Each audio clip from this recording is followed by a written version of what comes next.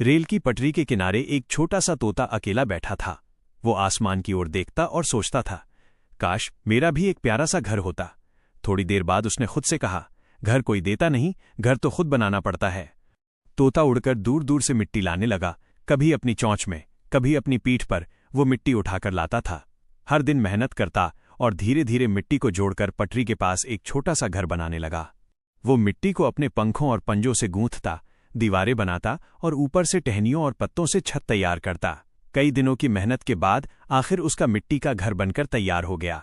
तोता खुशी से चहक उठा, अब मेरा भी घर है। वो अंदर जाकर आराम से बैठ गया। लेकिन तभी आसमान में काले बादल छा गए।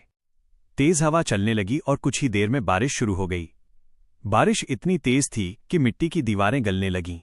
घर का एक हिस्सा बह गया और तोता डरकर अंदर सिमट गया। जब बारिश थमी, तोता बाहर निकला। उसका प्यारा घर अब आधा टूट चुका था। तोते की आंखों में आंसू आ गए। मैंने इतने प्यार से ये घर बनाया था।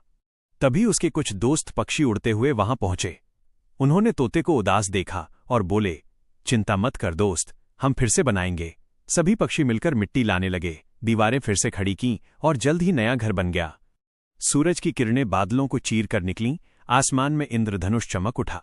तोता मुस्कुराकर बोला, सच्चा घर मिट्टी से नहीं, हौसले और दोस्ती से बनता है। अगर आप तोते के सच्चे दोस्त हैं तो इस कहानी को लाइक करें, शेयर करें और चैनल को सब्सक्राइब करना बिल्कुल न भूलें।